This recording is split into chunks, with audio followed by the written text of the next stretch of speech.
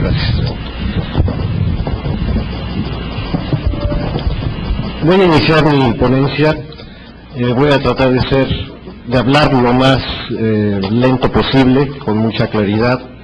El tema que voy a tratar es acerca de una reforma que ha surgido el año pasado en la Ciudad de México sobre el Código de Procedimientos Civiles y el Código Civil.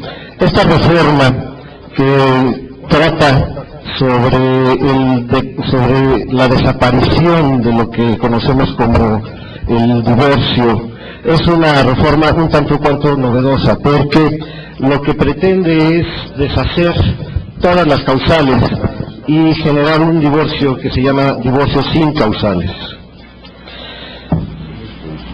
Desde luego también hay algunas reformas que salieron el año pasado al Código de Comercio, en el cual es, bueno, la reforma de lo que se trata es de que los procedimientos que no sean superiores a una tasa de unos $19,000 dejarán de ser apelables, las resoluciones que se dicten a los mismos. Y se genera unos procedimientos sobre lo que son los autos, los proveídos, los mandatos, cualquiera durante la secuela procesal. Se está generando una apelación intermedia, que es una apelación preventiva, que no va a ser resuelta sino hasta el momento en que se resuelva la definitiva, en caso de que la definitiva sea dentro de un procedimiento que sea apelable. Si no es apelable, es una letra muerta, y estamos hablando de que esta reforma en materia mercantil lo único que conlleva es a tratar de eliminar la carga procesal de las salas y de los tribunales, para de esta forma dejar a las personas sin posibilidad de recurrirla. Pero esa es la reforma que se dio al Código de Comercio. Pero la reforma que me llama la atención, y la reforma que me parece mucho más importante, es la reforma llevada a cabo al procedimiento familiar. Y dentro del procedimiento familiar, lo que se está generando es una solicitud de divorcio. En esta solicitud de divorcio, cualquiera de las dos partes, haciendo una petición, ya no una acción, sino una petición al juez, en la que le haga conocer al otro cónyuge su voluntad de dar por concluido el matrimonio, con ese solo hecho es suficiente para que el juez decrete la disolución del vínculo matrimonial. Ya no le podemos llamar divorcio, simplemente va a ser la disolución del vínculo matrimonial. Esta disolución del vínculo matrimonial no es recurrible. Ese es uno de los pequeños problemas que tenemos, porque todo lo que no se resuelva dentro de esa petición, me refiero a toda la situación de la cuestión de alimentos, la cuestión de régimen de visitas, todo lo relativo a los bienes, todo lo relativo a la familia, eso se va por la vía incidental de un procedimiento que no existe, porque, les repito, estamos hablando de una petición hecha al amparo del artículo 8 constitucional, que es una solicitud hecha a una autoridad. Ya no estamos hablando de un proceso, no estamos hablando de un procedimiento, no hay una instancia, no hay una acción que se enderece, es simplemente la notificación a la otra parte de la solicitud de divorcio, de disolución del vínculo matrimonial. De hecho, cuando se presentan las demandas en los tribunales actualmente, si la demanda viene nombrada, o la acción viene nombrada como divorcio voluntario o divorcio sin causal, el juez inmediatamente la rechaza y solicita que se haga una nueva demanda, una nueva solicitud, en donde se señale que se trata de una petición de disolución de vínculo matrimonial.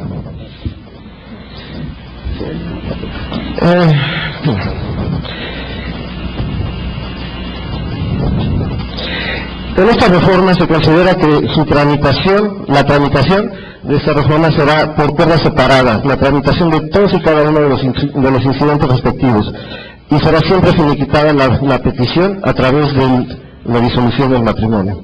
Aún más, la reforma al Código Civil determina la exigencia de imponer a favor del cónyuge no económicamente activo una compensación que viene a ser hasta del 50% del valor de los bienes del patrimonio del cónyuge activo.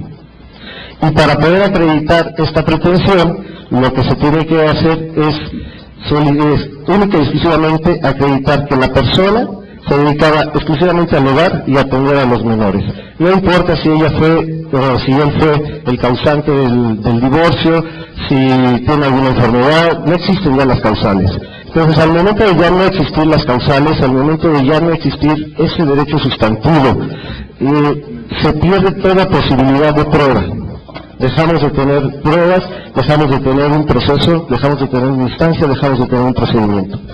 Simplemente se va a decretar la separación y en la vía incidental se va a poder hacer la solicitud y resolver sobre todo las cuestiones familiares que han quedado en el tintero, como son la cuestión relativa a los hijos, a la familia, y la cuestión relativa a los bienes.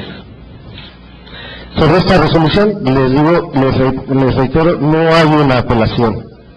Y resulta notorio que en la vía incidental se resuelva toda la materia sobre los bienes y la familia, ya que conforme lo decreta el artículo 700 del Código de Procedimientos, sobre la resolución emitida interlocutoriamente opera el recurso de apelación, conjuntamente con las reglas de lo que es una vía incidental. A simple vista, tiene un efecto y un impacto social, económico y jurídico muy importante.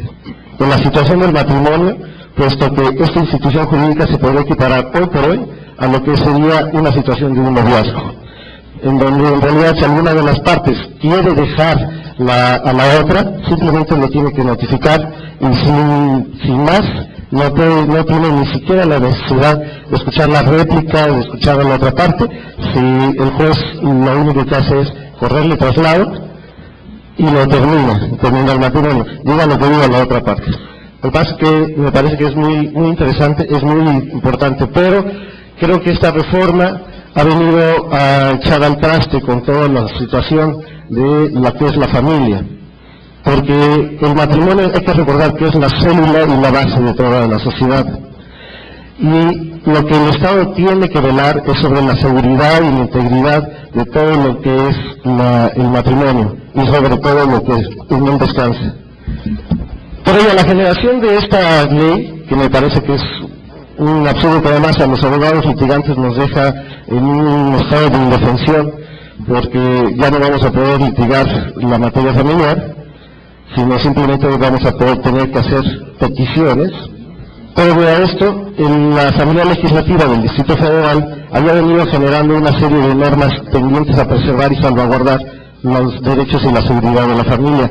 Se generaron normas tales como la Ley de Asistencia y Prevención a la Violencia Familiar, Ley de Acceso de las Mujeres a una Vida Libre de Violencia en el Distrito Federal. También se elevó al grado de rango constitucional, tratados internacionales y ley vigente en el Distrito Federal, la ley para la protección de los niños, niñas y adolescentes, la protección de la mujer en caso de violencia intrafamiliar, y se abarcaban sanciones de índole civil, penal y administrativa. La idea del legislador para acelerar los procesos y con ello evitar y eliminar toda complicación que pudiera lugar de la sustanciación nos lleva a pensar en lo siguiente. Si el resultado de esta reforma con la que se pretende simplificar el proceso se le añaden complicaciones de toda índole, medios dilatorios, incidencias, problemas anexos y conexos, el proceso se convierte entonces en una enfermedad. El legislador debe no solamente tratar de solucionar las cuestiones económicas y sociales, y para ello modificar el entorno normativo, ya que al emitirse normas sin considerar las implicaciones técnicas, jurídicas que ellas conllevan, no solo no remedian los males, se agudizan. Y esto es así, porque si no se prevén las implicaciones de la norma, la complicación por los desajustes normativos o por las deficiencias de su evaluación traerán consigo situaciones que pueden llevarnos a pensar en una denegación de justicia, o por lo menos en una inadecuada tramitación en las resoluciones, que podrán ser inadecuadas, discutibles o francamente ilegales. Ejemplo de ello está el hecho de que en la actualidad, con la vigencia de esta legislación, no existe la posibilidad de generar una sanción para quien ha incumplido con su parte en el matrimonio. Y no solo eso, sino que tampoco existe la posibilidad de acreditar tal situación, puesto que la causal, con una pretensión, o como una excepción, ha desaparecido. Las causales señaladas en el Código Civil Distrital anteriores a esta reforma eran el derecho sustantivo que implicaba la generación de la norma procesal. En cuanto a la materia familiar se refiere, era la materia de la litis, y al desaparecer estas, la norma procesal denominada acción carece de sustento, ya que el objetivo del conocimiento del bienestar básico dejó de existir.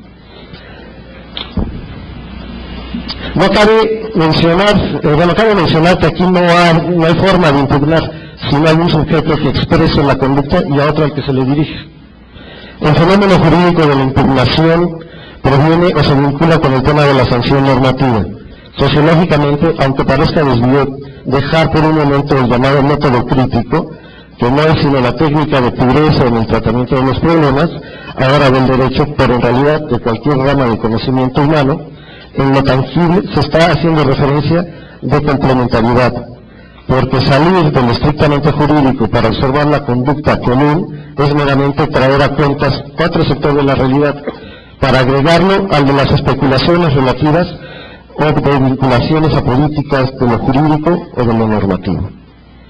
Pues bien, en este sentido de integración voluntaria y convencional, acontece que el ser humano, el individuo vitalmente social, tiende a buscar una voluntad, otra voluntad también humana, cuya toma de posición, esto es la decisión de imponer una norma objetiva en un caso especial, convertirla en norma subjetiva para permitir la alteración de cierta concreta y material situación jurídica, lo que vendría a significar la determinada posición de algunos individuos, entre los cuales estaría el impugnador, que no fuera deseada.